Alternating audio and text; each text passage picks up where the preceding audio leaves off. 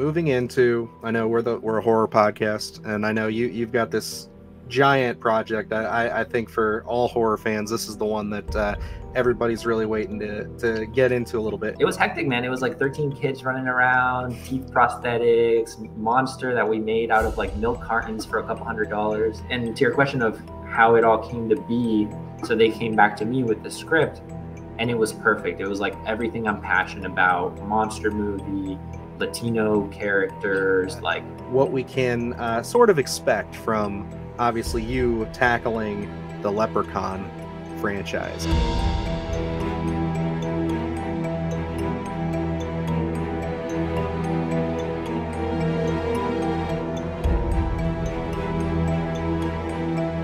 Alrighty, guys, and we are here with Felipe Vargas. Yes, the one responsible for many of your nightmares involving teeth, if you've seen his short film Milk Teeth, and responsible for helming the upcoming Leprechaun Reboot that it seems to be in order here, as well as a few other projects that we're excited to discuss, including a new film involving, one of our favorites, David Schmalten.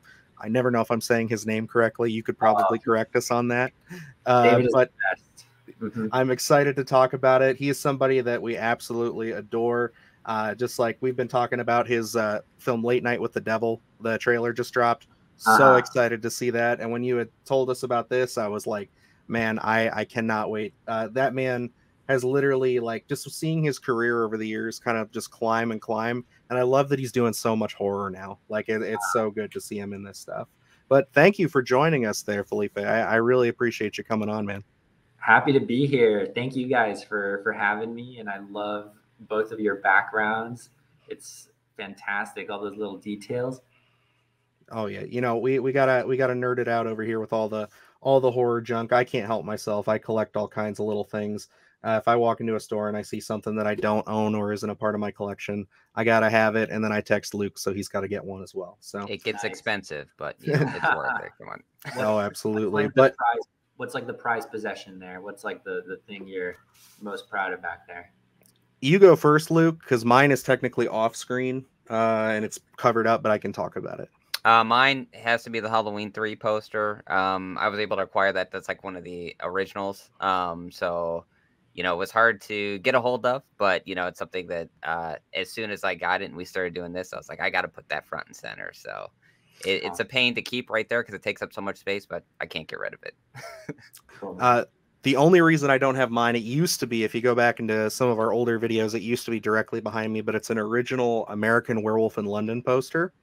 But I took it down in place of this because my lighting situation, I was always getting glare no matter what I did to it. So I was just like, with this kind of being a smaller room, I'm just going to have to wait till I can upgrade my office or something before I can prominently display that. But I would say it's that for sure. Awesome. Yeah. But we got to get to learn a little bit more about you here, Felipe. So just as like kind of an icebreaker question, man, like what would you say is your go-to horror movie? What's the stuff that you like to watch, like whether it's a genre or if there's a specific film? Like, I just want my audience to kind of understand a little bit about what your likes and dislikes are in the horror space. Man, that's a good question. To me, I love practical effects. I love monster movies. Alien, The Thing, Evil Dead. Those three to me are like the top tier standard.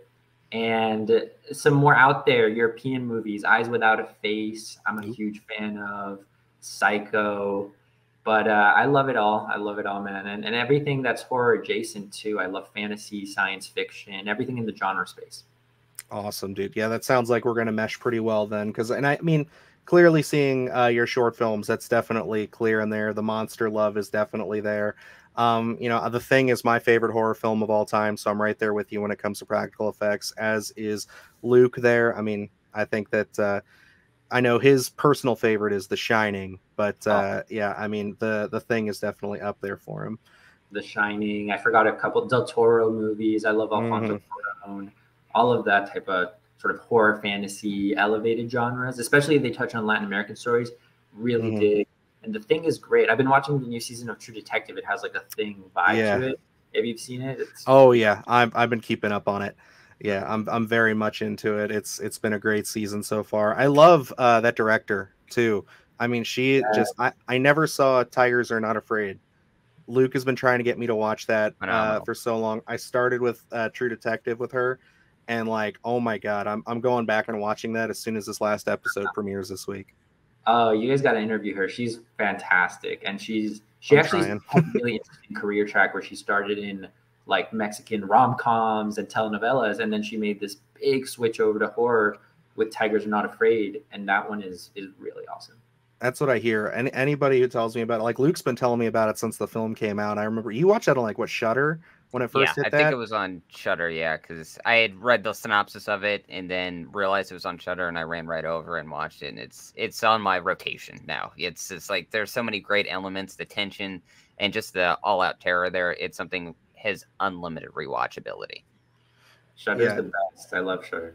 Oh, absolutely. And they've been doing a really great job with a lot of their recent releases too. They've got some big films coming out this year. So I think they're going to dominate the horror space here. But so to kind of pivot into this, or actually, you know what, Luke, I'll give you the floor. I already asked a question, so feel free, take it away there. So you can kick us off with Felipe here. All right, perfect. As we were just talking about horror, and I know we all have our favorites kind of from way back in the day that we're kind of rooted in. I just wanted to get your take because I know you've had Milk Teeth come out, Z's come out, and I think those are all really unique takes and are kind of show how modern horror is. So I kind of wanted your take on how you feel about modern horror right now, and then what would you say is probably some of the most influential modern horror films? You know, now we got A24 kind of having their take at horror, and then we have Shudder, Screambox, all these different takes of these smaller creators being able to have their voice out there. What's your take, and what are some of the most influential that you've seen probably in the last couple years? I think horror is having like a major renaissance, like a major modern renaissance the last 10 years. Like for horror fans, it's bliss, man. It's just one thing after the other. And I don't think it's been this big since like slashers from the 80s. Like I just feel like there's a big renaissance. I think a lot of it is also audience driven. If you see what's showing in theaters or what's doing well in theaters, it's horror movies and like family movies basically. So I think there's just a really great opportunity there. And the cool thing about horror too is that younger directors get a shot, younger writers get a shot, people who, you know, these are movies that you don't need like a massive star to get made. So from like a filmmaker perspective, it's an awesome place to be. In terms of modern horror that I think is like driving it, to your point, I think those are the A24 type films, right? Ari Aster and Talk to Me. And I think there's also like this really low budget drive, Terrifier, Honey and Blood. Like I think that's really exciting too. So I don't know, man. I think it's just the place to be right now. Absolutely. We're big fans of pretty much everything that you mentioned. I mean, we've really gotten to, I guess, immerse ourselves in the indie space since we started this podcast about 2 years ago. We've been very lucky to get linked up with like Screambox and Shudder and really immerse ourselves into a lot of these smaller production companies who are just so willing to like let us come in and talk to independent creators like yourself. And like we were talking before we came on air of just being able to, with the age we live in, reach out and just say like, hey, I know that you're working on this project soon, or hey, even you did this short film that blew up. I would really like to talk to you and get to pick your brain a little bit. And I think that that's literally, like you said it, the best part about horror right now is that it's having such a renaissance, and that it's like giving like smaller directors, creatives, writers the opportunity to kind of strut their stuff and say like, look, this is what I can do on a limited budget. And I really think that like a lot of these filmmakers we're seeing now are going to be able to, like, you know, have these illustrious careers, whether they stay in horror or, you know, go forward. And I think that's the best part about where we're living in right now. Like look at the Backrooms. Have you seen that YouTube channel? It's like rooms. The director's like 17 and he got picked up to do like a studio feature version of that. Or Skinamarink, I might be mispronouncing that. Also super low budget, and it's like everywhere. It's just really cool. Like I think it's a really awesome place to find new voices, you know. 100%. And I think like kind of getting into some fresh new voices here. I want to talk specifically now. You sent us both your short films that are available online right now. You know, we'd seen him prior to reaching out, which I mean, I got to let you know, my buddy will hit me upside the head if I do not talk about this, but I got a coworker named Alex who about 2 years ago introduced me to Milk Teeth Oh, and everything. And he was just telling me, as I was telling him that I was going to get to speak with you tonight, that that is the most disturbing short film he has ever seen, and I have to concur. I mean, that is a wild concept, and I gotta know, just like, how did that project come aboard? I know you weren't necessarily the writer behind it, but how did you kind of come across this film, and what made you want to just like push it forward and make it?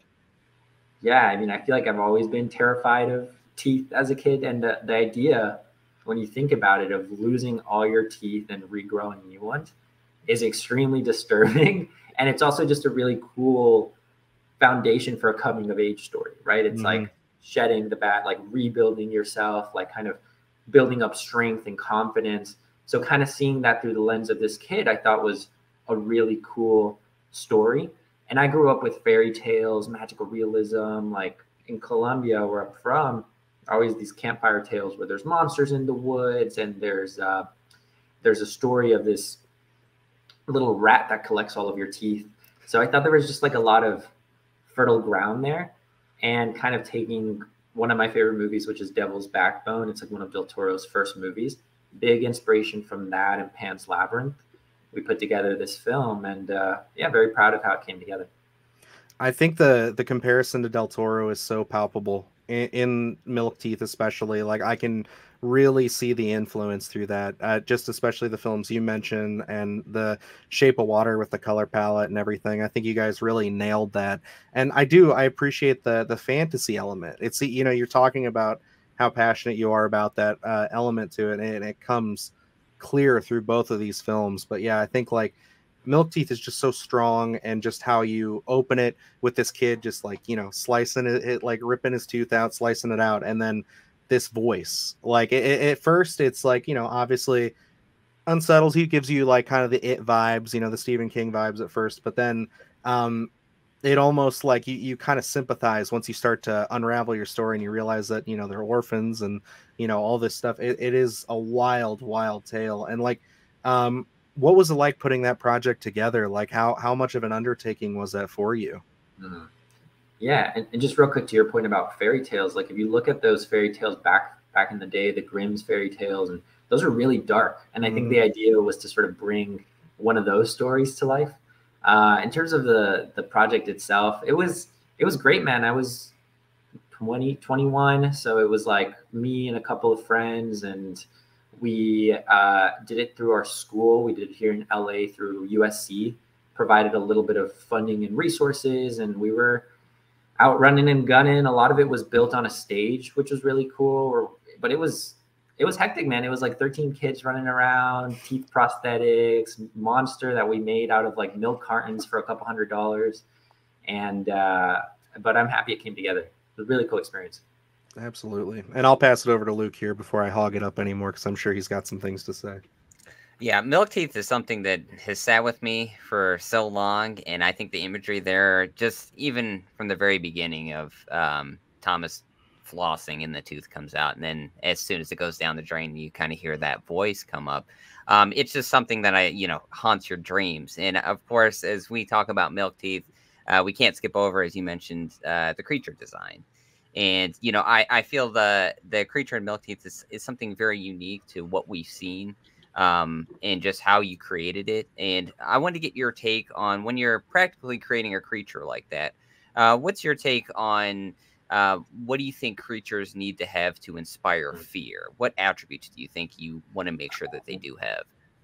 That's such a good question. I love monster design. I love creature design. I love working with concept artists. I've been so blessed the last couple of years to work with like some of the top dogs, Autonomous Effects and Spectral Motion. And like this Milk Teeth was really low budget. It was a schoolmate of mine, Kat Wells, she created and designed the monster. And her sister was the actress. So she kind of formed it around her sister, who was really tall and sort of lanky. So it worked well for this monster. And the concept was essentially taking the Tooth Fairy and like distorting it. Like, what if the Tooth Fairy had been in this basement for decades or centuries. And it kind of becomes this rogue mother figure for the kid who's so desperate for a mother. So kind of what does a mother figure look like in the most distorted, warped way? So it's kind of those two concepts and blending that. And of course, combining it with this idea that it collects these teeth, right? And it uses all these teeth to then feed. So it was really fun. I think it all comes from story. I think in terms of creating horror, I think it's just trying to create something that feels fresh and original and fits the story. And I think that's where you find something that feels unique and distinct. And it's not, every other horror monster. And then was the design already laid out while you were filming, or was it something, I mean, Dylan and I, we took a hand at doing a short film, and it's kind of like one of those things where we had a creature next to no budget, so we're kind of like pivoting as we go. Was that something that was that a hurdle you guys ran into, or was it pretty much laid out and consistent throughout filming? I think it's always one of those things where as you go, you kind of discover it, and you hope that it's, as the director, you just hope that it's going in the right direction as you're discovering it. But I think happy accidents are a big part of every process, and hopefully it actually adds to it. That's great. I mean, just to pivot very briefly here onto Z's. This, not to say too much because I want people to check this one out, especially because this was very, I thought this is, again, a very unique concept. And this one, you actually wrote this one. You were the key writer and director behind this one, correct? And actually, sorry to jump in, but it's coming out next month online on Dust. Perfect. I don't know if you guys know Dust. It's like the horror YouTube channel. So it'll be out and published on, I think, March 14th.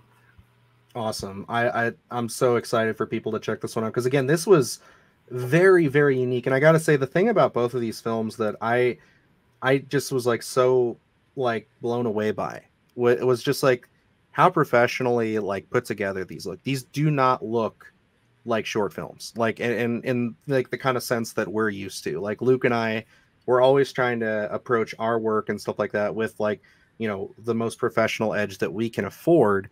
But like these really look like, something like these look like they could compete with some of the top dogs. Like, if you're talking about things like HBO and other things, like they really have a level of quality that is very impressive. But this one, not to get too spoilery into this one, but like, with Z's, what was your approach to kind of tackling the dream aspect with this one? Yeah, that's a really good question. This is like my favorite thing that I've done until the next one, but I'm really proud of this short film. And essentially it's set in two worlds, right? It's set in this sort of dream den, which is the real world. And the idea there was to lose all of that sort of sci-fi polish that you typically see and go for something that feels super gritty, underground, raw, like kind of the opposite of what we've seen in previous sci-fi movies, something that you'd find in Children of Men or Requiem of a Dream or Upgrade. Just kind of feels dirty. And then the dreams feel really, they feel really clean. And while the real world is claustrophobic and dingy and dark, the dreams feel open and beautiful. That's why we filmed in these like super vast desert dunes. And we were hit by a sandstorm when we were filming. So all the gear went flying, the actors went flying. But anyways, it just looks kind of surreal. Yeah. So that was kind of the main concept to contrast those two worlds. I love that. And I do appreciate the sci-fi elements that you add to this one too. It's a nice juxtaposition, I think. Both of these short films, they show the range that you have as a filmmaker. Because I think like that's something that a lot of filmmakers, I mean, even Wes Craven talks about it, like back when his early career, he was so concerned about getting pigeonholed as just a straight horror director. And, I would verge to say there's definitely some horror influence in here for sure, but it's one of those things where it's like, it is got these sci-fi elements that do make you want to think like, I think that you aren't just painting yourself in a box. Like it shows that, creatives can go through many different concepts, many different things. And there is something we'll talk about later on that is completely different than anything you've done prior, which I got to say that's super exciting. Now, is that something that at this stage in your career, are you concerned about that at all? Are you concerned about just being the horror person, or would you like to stay in that if you could? It doesn't matter to you. You think that you'll be able to kind of attach yourself to other projects and kind of move forward with the flow of things? Yeah. Yeah, no, I'm just happy to get any opportunity to make something. But I feel like, to your point, yeah, it's not something I think about a ton, but I do feel like you kind of just lean into your voice and the projects that excite you and make you passionate. And it's not always horror, to your point. It kind of blends fantasy and magical realism and science fiction. And that's just kind of what I found I'm into. And I hope I can continue to do that, whatever that is. And it's not exactly such a tight box. You know, I think genres blend and sort of flow into each other. Awesome. And Luke, I'll pass it on to you there. If you do you want to kick us off with Rosario then, since we gotta keep an eye on the time? I just wanted to ask one question about well, I guess this all kind of melds in because mine aren't necessarily secluded, but I got this question as I was watching Z's. So, you know, going into that film, you're in this world of, you don't know exactly what's going on. I love the grittiness of it, and they're kind of, you know, getting your feet wet, so to speak, as you're understanding what's happening in the premise of everything. And then as we are introduced to everything, you know, it hit me. I was like, what a unique concept, you know, to come up with here.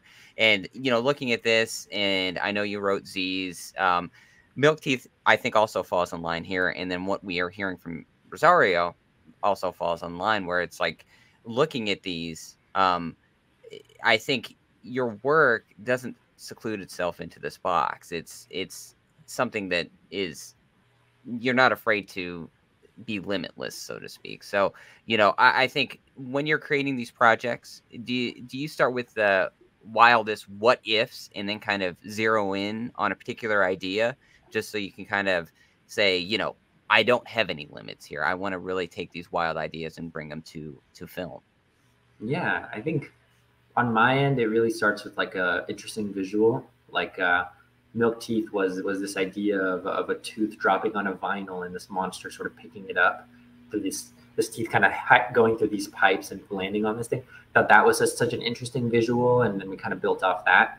And for Z's, it was all about this sort of idea that this sand is being poured in this woman's eye in this dingy, creepy room, and then boom, you're in this massive desert inside her dream. So at being like a very visually driven filmmaker, it kind of starts with that nugget for me, and you kind of build off that. And I think in terms of kind of coming up with ideas that are original and out there, it's never the goal. It's more just kind of a happenstance to what I'm passionate about and interested in. And I think it also comes from finding inspiration in things besides movies, like finding inspiration in artwork and books and sort of life. I think that always helps to make something feel a little more personal and unique. Absolutely. So I want to talk about Rosario. This is probably, I think easily we can say this is going to be your kind of your next project after Z's comes out. So this one, it's in post-production. Obviously, you guys are getting really close to, hopefully we'll see a trailer here soon. But it sounds very, very interesting. I mean, you've got the great David Desmolton in it, like we said. But this concept, if for those of you guys who don't know, there is like a write-up that you sent me from Variety, I believe it was, where they break it down really nice. But the idea of this stockbroker, she comes to, you know, basically see her, and forgive me if I kind of butcher this because I don't have it completely memorized, but she goes to visit her grandmother, and then has this supernatural experience during a blizzard while she's kind of waiting for them to come pick up the body. I love that concept. I love the elements that you could play with there. There's a lot of familial ties. There's a lot of things you can do with that concept. And I'm just very curious, like, with this being your first, like, you know, debut feature, what was it like getting this thing off the ground? How did you become attached to this? Was this something that, like, you found the script and you were like, I need to make this happen, or were you approached to do this? Yeah, the script is awesome. It's written by Alan Treza, who did We Summon the Darkness, a couple of other movies. And what I really loved about this script is that it's almost all of it is real time. So it's just nonstop relentless. It's this woman in her grandmother's apartment. Her grandmother's passed away, so she's stuck with this corpse that starts moving around everywhere. And the death of this grandmother unleashes all of these supernatural entities that she was sort of keeping at bay.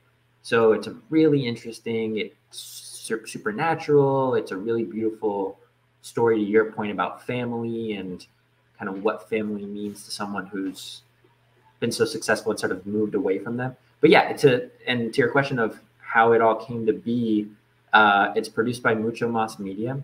It's a really cool company that pushes Latin American stories. They did The Black Demon, Blue Miracle. And I'd actually pitched another movie to them like a year and a half ago, and they passed on it, but we had a really good conversation. So they came back to me with the script, and it was perfect. It was like everything I'm passionate about: monster movie, Latino characters, like kind of fantasy, thriller-ish. So it just lined up, and I put together like a really elaborate presentation and kept bugging them until they let me come on board. And then it was all about the casting. You know, I think the thing that really got this off the ground was the cast that we were able to assemble. David Dastmalchian is incredible, like one of the best actors I've ever worked with. But there was a whole like all-star cast. Emma Artubia, who's known for her rom-com, so we wanted to sort of bring that audience in. And Jose Zuniga is a great guy, Deanna Lane. It was just a really cool group. Yeah, it looks like a very interesting cast as far as just like, not even like, I know for most probably American audiences, they're going to be more familiar with David. But I mean, even Paul Ben Victor is a recognizable face, of course. Like he's somebody that everybody knows from The Wire, and of course things like The Irishman and stuff. He's always popping up and stuff. But I mean, it's just so surreal. Like, tell me about like your first day on set with this film. Was with this being your debut feature, how nervous were you? Were you freaking out, or was it more just like, I've been through this with my shorts, I'm ready to rock? Yeah, I mean, the really cool thing about this movie is that we shot it in Colombia, where I was born, where I'm from, in South America. So it just felt super full circle to be back there to shoot it in Bogota. It just felt like very surreal, and the crew was great. I think the week leading up to the first day is like the most stressful, because you're putting out all these fires, like everything is coming together last minute as it tends to. So that week, there's always little things. An actor drops out, this isn't working, this isn't coming together, and you're just running around. But then the first day on set, it's perfect. It was so smooth. The whole shoot was just so smooth. Our department heads were fantastic. And I never felt nervous, because it did feel like a very smooth transition from the short films. And it also just felt like a project that I knew how to do. Like the sets and the scares were so natural, and the sort of vibe that we were going for was kind of similar to what you saw in Z's and Milk Teeth. So it was great, man. It was just really a dream come true. Very full circle to do it in South America. Yeah. I love hearing that. Luke, I'm going to pass it on to you for any Rosario questions. I just wanted to know about your process, because you look at Z's, and that's coming out, written and directed by you. Rosario, different animal, and just because it is feature length. But like when you go into something that is, directed, written by you, you have that idea, that singular vision of what you want. Now, when you're going into something that's written by someone else, does your process change in terms of being a director and how you approach that? Yeah, it's interesting. I mean, I think when you're writing and directing, it's tough because you're doing two jobs at once. You're getting notes from the team, you're getting feedback from whether it be the studio or all these people, and at the same time you're directing. I think when you're solely directing someone else's work, there's just a really nice flow to it, where you have someone else to bounce ideas off of, you have someone else to sort of build off of. And the director's job really is like script analysis and elevating the script. So I think it's almost, I would say like a pure, but directing really is about taking another person's script and sort of elevating it. So it just feels more instinctive to me. And the writer was really easygoing and flexible. So that just made it an amazing experience. Yeah. And then were you pretty fluid on set in terms of, hey, maybe we should try this, or were you pretty much as the script was written, it was like, okay, we're gonna pretty much verbatim go that route? I think the best strategy I found is to be like prep a ton, so you have storyboards, you have everything like figured out to a T, and that kind of gives you the space to really be flexible because you know it so well and you know what's important and you know kind of what you want from a scene, where you're able to be really, really flexible. It's kind of like not what you'd expect, but it kind of works that way. So I'm super flexible. Like everybody, any actor has ideas. Anybody on the crew has ideas. The camera op has an idea. Like we'll give it all a try because I think that's where you get the best out of that collaborative experience. I mean, you have like 100 people on set. Like you got to listen to everybody else. Like that's how you make the best thing possible, I think. Awesome. And I gotta know, this being, your first feature coming from this, what would you say is the biggest challenge, kind of jumping from short films into, actually working with a bigger studio and, really like being on set of a real film, like a big movie, not to say the short films aren't, but it's a different animal. No, totally. I think the two biggest challenges are, the first one I think is just stamina because you're shooting day after day. Like with the short, you can prepare so much for your 2 or 3 days of shooting. But when you're shooting 6 days a week for 5 weeks, like there's only so much you can do. So I think there's just like that stamina to it and just getting through the marathon and not wearing yourself out too early. And also being able to say like, you know what, this scene isn't as important as the scene we're going to shoot tomorrow. Like, let's just put a pin on this and we'll figure it out. I think that was really interesting. And I think the other, it's kind of related, but I think sort of carrying a character's arc throughout a whole movie is really challenging. Like in a short, a character maybe doesn't change that much, or you're not doing that many scenes, but like to be on day, 15 and be thinking about what you shot on day 1 and day 3 and like kind of connecting all the pieces. It's a big challenge, but I think it's why you have like a really good team, why you have a script supervisor and a great actor. But it did really go so smooth. Like there were no major challenges. It was a really awesome experience. That's great. That's really awesome to hear. And I got to ask, like, just purely selfishly, this popped in my head because of you saying that, like, with this process, are you taking any of your footage and editing it yourself in the evenings, and just to kind of make sure things are kind of working the way you want them to work? Or are you just trusting the process and waiting until after the shoot? Like, are you getting yourself dailies or anything like that? Yeah, we had a local editor, and I really pushed for that because I thought it was so important to see, because it was all in one apartment. We were able to sort of reshoot things down the line that we were missing. So it was so important to see this local editor's cuts, even if they were rough cuts, and be able to say, oh, we missed this, like let's fit this in when we're shooting this other thing. So super important, super valuable. I mean, that, like, not to get into our side of things, but with our short film we did this summer, that was it. We literally reworked the entire opening because I sat down to edit and I was like, this isn't working the way that I thought it was going to. Luke wasn't happy with it, so we had to rework everything. So I think that's so valuable, and I love to hear that was still something that you were able to do on that. But So moving, important. oh yeah, sorry. No, because sometimes you're in the moment and you're like, it's hard to have that distance from it. But I think if you give yourself that shot to like rewatch it, rethink about it, it always helps. Cool.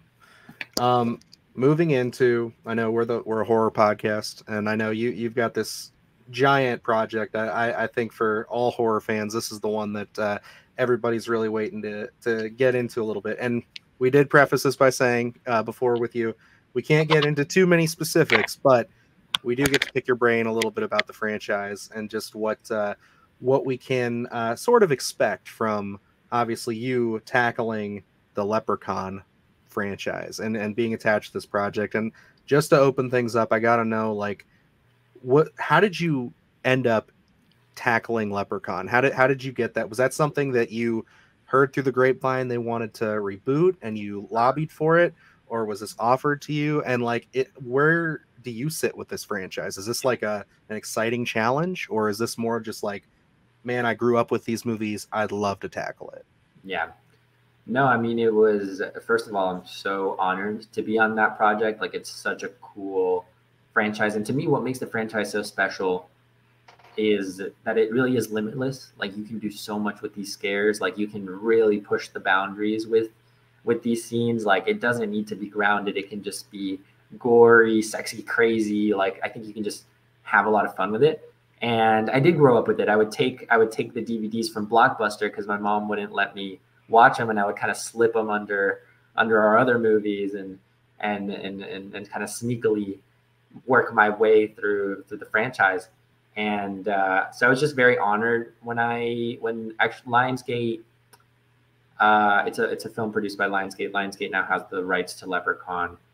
They reached out to my agents, and I sent them all of my short films. And I think what really sealed the deal is that within a week before my meeting with them, I filmed like an entire short film of like what I saw this movie as, just with friends, like overnight. Mm-hmm. And it was basically like a scene from the script, and we shot it at a greenhouse, and it kept raining, so I had to keep pushing it back. So the meeting was Friday morning, and Thursday night I'm filming this like proof of concept, essentially. Just edited into the night.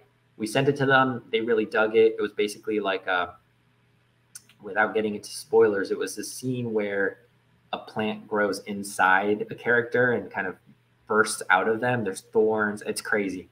But anyways, I think that helped get the job, and I was just very passionate about it, and it lines up into what I want to do, which are like mythical fairy tales, like kind of giving it that elevated vibe. That's kind of what I'm going for. I love that. Luke, I'm going to pass it off to you there, friend. You know, as soon as your name was attached to this reimagining, in a sense of Leprechaun, and knowing Milk Teeth, I thought it was just a perfect marriage because, like you said, those fairy tale elements, I think they just go hand in hand, you know, with the Leprechaun franchise because it is limitless. You can almost do anything. When you look at the original Leprechaun, I have an absolute love for it. I used to watch it as a kid. It was on TV all the time.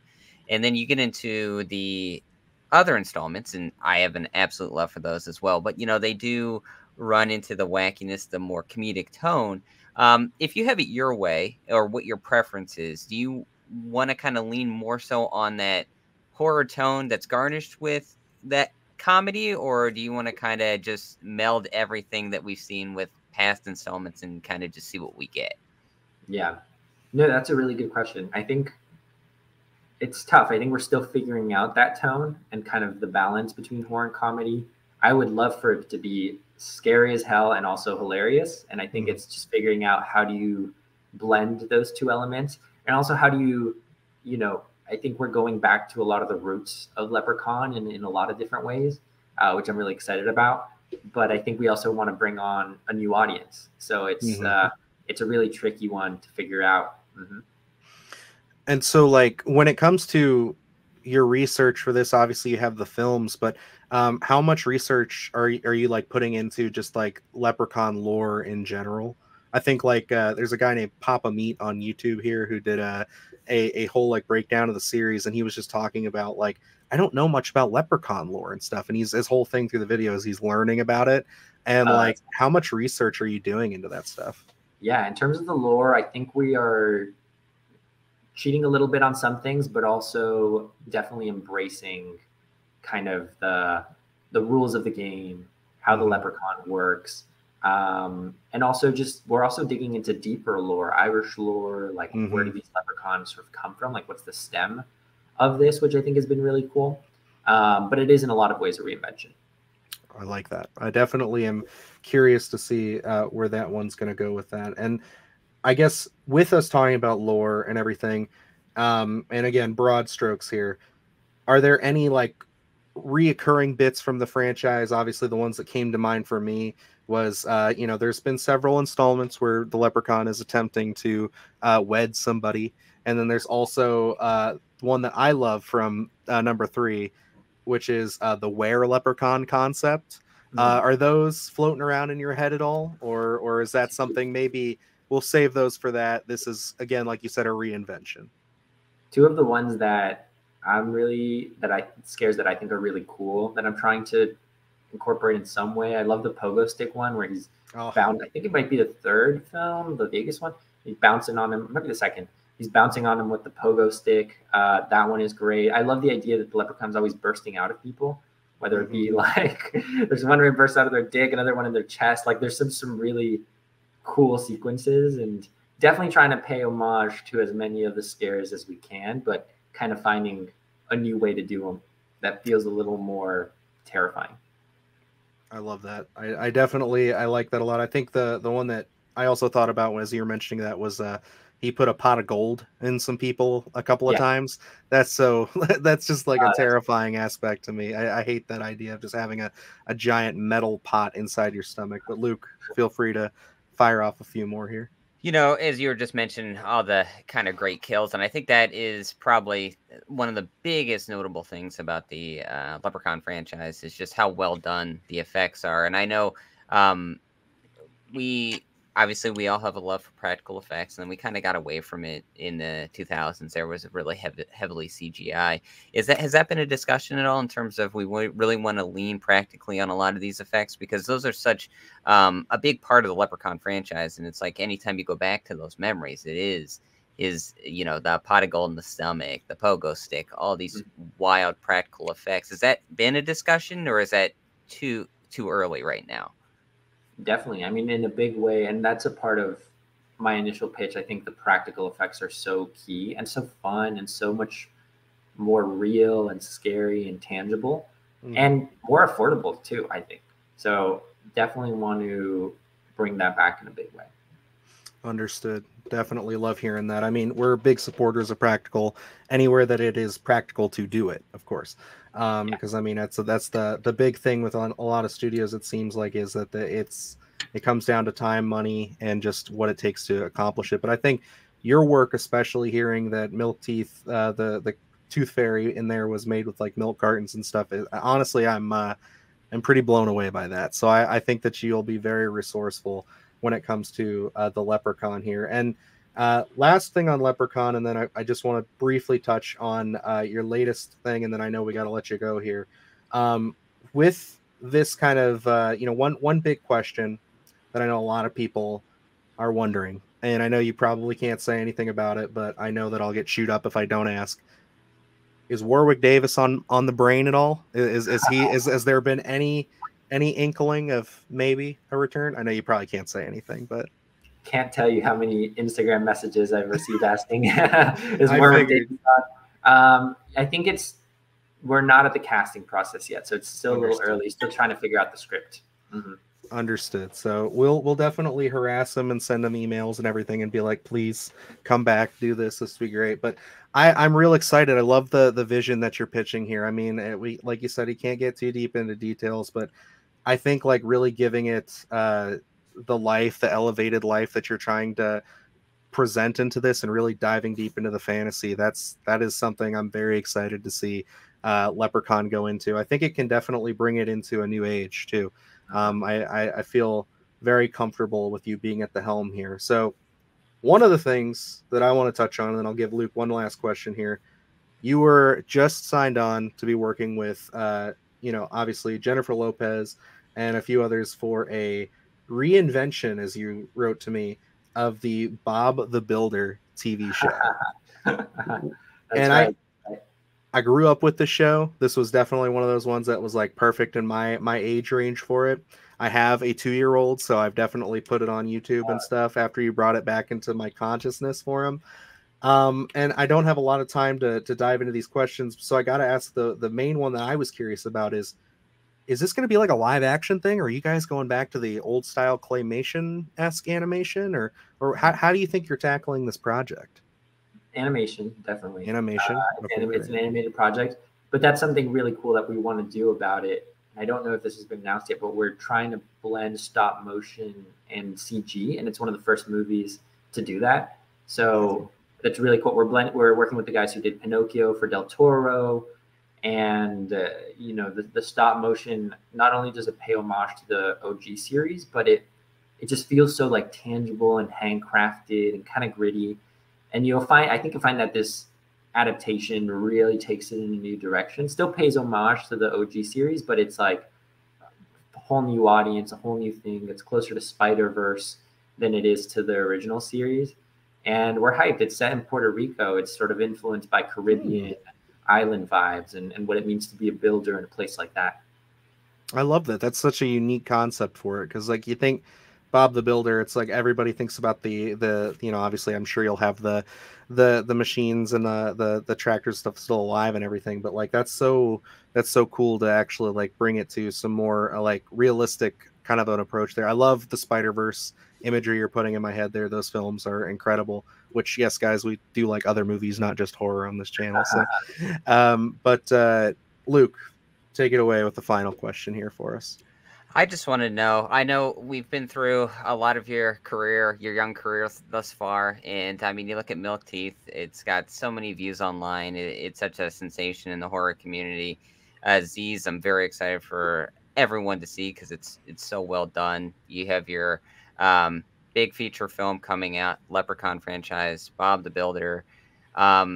What is that one thing? And, you know, I want to know the very first thing that, you know, that happened to you in this run, because it's all happening so fast for you, that made you sit down on your couch and take a deep breath and say, my gosh, this is really happening. Man, that's a really good question. I still don't feel that way. You know, it's still like, you just got to keep pushing and pushing, because the crazy thing about this industry is that projects just fall apart all the time. Things change, things come together. So it just really feels like you never know what's going to happen. And I think the uncertainty, I've kind of learned to embrace it, and it's part of the journey. I think for me, that moment was definitely when I got to Columbia and we're working on that first feature. Even that first day on set, to me, it was like, wow, man, like we're actually making this. Like it was on a studio. We built this massive apartment all for this movie. And it just felt so surreal to be speaking in Spanish with the crew and to be making this movie like right across where I grew up from. That to me was like, wow. That's amazing to hear. I genuinely do love hearing that, like that's the full circle moment for you, because I think that's like what every aspiring filmmaker craves, is just to be able to, you know, you live in your own hometown growing up, or you know, many hometowns depending on how your life goes, but like you just are always making movies in your head, I feel like, and you're always envisioning places that you've been. You're always like thinking, well, if I could get permission to shoot here, how would I do this? Or if I could do this, how would I do this? At least that's my experience. And like, I feel like having that happen to you, that's poetic in a sense. I love hearing that. Yeah, it's really special, man. My parents were extras because they go back and forth from Columbia. So I put them in there, grandparents. It was just like a very communal experience. Very, very pure. I like to hear that. But honestly, thank you so much, Felipe, for sitting down with us. This has been great. I mean, we'll have to have you on probably after Rosario is starting to screen and stuff. I want to hear like how things have gone with that. And yeah, let our audience know where they can find you, where they can follow up with you and keep updates going, and what they can look out for. Yeah, man. Definitely follow me on Instagram at Felipe Vargas F. On YouTube, I've got Milk Teeth and Z's coming out. It's spelled ZZZ. And I also have another project coming up called Hive that's actually going to come out before Rosario, that stars this really cool actress named Xochitl Gomez. It's a horror film set in a playground, which I could talk about for a while, but just going to drop that there because that's going to come out pretty soon too. I'm excited. I'm definitely looking forward to that. Do the horror shit, gonna do it live. Cause Splattercast kick it every day they live. Splattercast, gonna smash your ass. Splattercast, gonna smash your ass. Splattercast, gonna smash your ass. Splattercast, gonna smash your ass. Splattercast, gonna smash your ass. Splattercast, gonna smash your ass. Splattercast, gonna smash your ass.